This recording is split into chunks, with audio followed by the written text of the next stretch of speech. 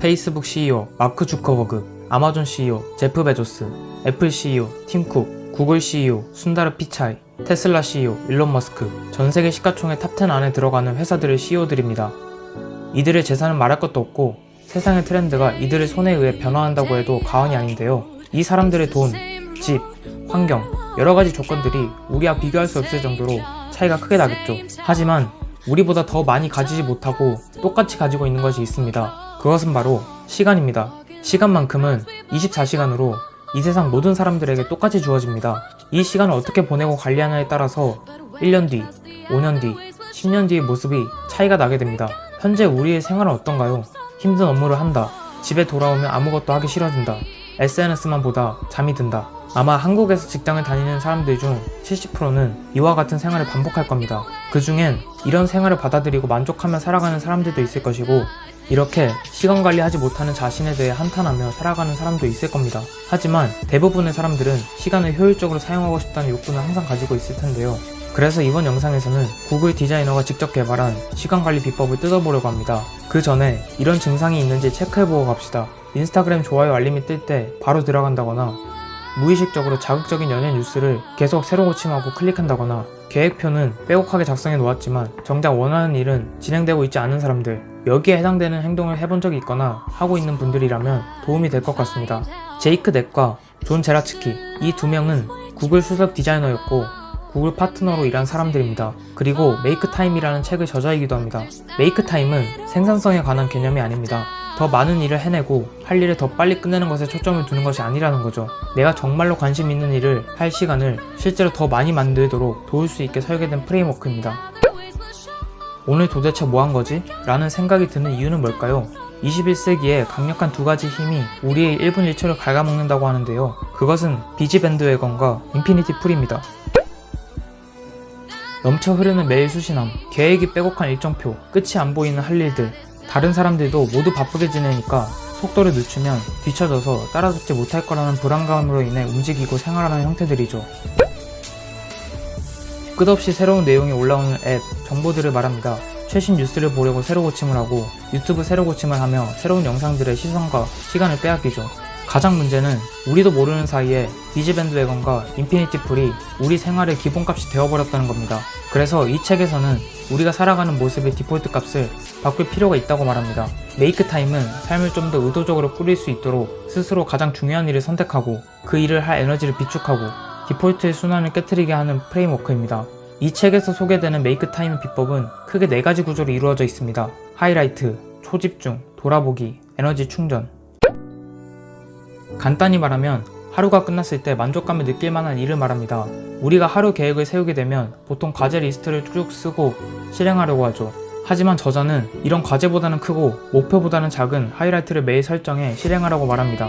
왜냐? 15분 안에 끝낼 수 있는 간단한 할 일들은 성취감을 느끼기 어렵고 또 매일 새로운 할 일이 생기므로 결코 완료되지 않기 때문입니다.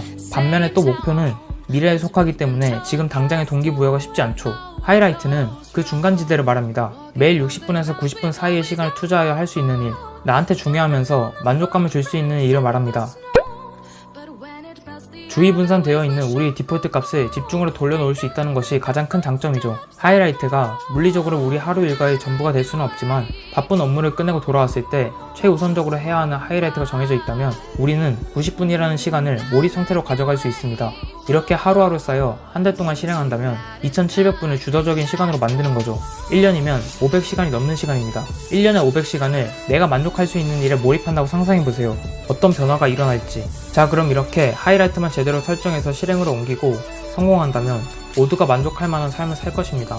하지만 우리 주위에는 방해물들이 너무 많습니다.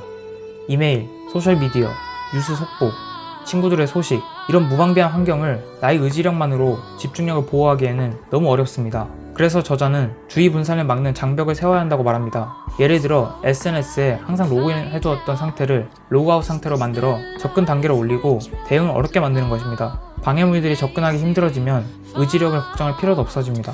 이런 식으로 시간을 낭비하는 게 아니라 시간을 만드는데 우리 에너지를 쏟을 수 있습니다. 그리고 복리효과처럼 하이라이트에 더 오래 집중을 유지할수록 그 일이 더 매력적으로 느껴져서 더 잘할 수 있다고 말합니다. 또 최근 동향이나 친구들의 소식을 빠르게 알지 못해서 관계가 틀어질 것 같다는 불안한 마음이 든다면 관점을 바꿔 생각해보라고 말합니다. 소식 업데이트보다 내 하이라이트에 집중한다. 누적되면 내 좋은 습관, 성과가 나타나고 돋보이게 된다. 이렇게 되면 지금까지 내가 생각보다 중요하지 않은 것들에 목을 맸다는 것을 깨닫게 된다는 거죠. 저자는 이외에도 소집중을 도와주는 다양한 전술들을 알려줍니다. 그 중에 가장 효과적이라고 생각했던 것은 아침에 일어나서 바로 핸드폰을 보는 습관을 버리는 것이었습니다. 인간의 뇌는 끊임없이 생각하고 항상 에너지를 씁니다. 그런데 자고 일어났을 때는 뇌가 휴식을 취한 상태죠. 그때는 뇌가 주의 산만해지기 전입니다. 이때가 하이라이트에 초집중하기 가장 좋은 시간이라고 느꼈습니다. 머리에 잡생각이 가장 들지 않고 내 하이라이트만 집중할 수 있었습니다. 만약 핸드폰을 먼저 열어 메시지를 확인했다면 그 사람한테 답장을 어떻게 해야 할지 생각하게 되거나 상대방의 감정까지 생각하게 되며 뇌는 또 복잡해지게 되었을 겁니다. 이 책에서는 87가지의 시간관리 솔루션이 들어있습니다.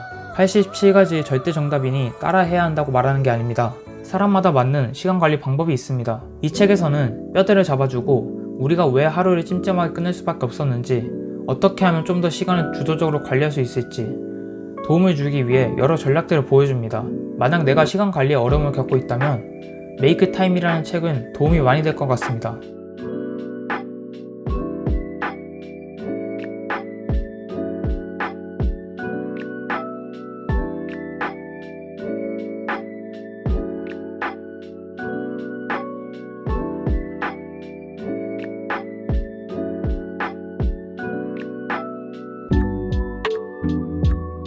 다양한 스토리로 다양한 관점을 갖길 원하는 사람이라면 지금 이 채널 구독해보세요.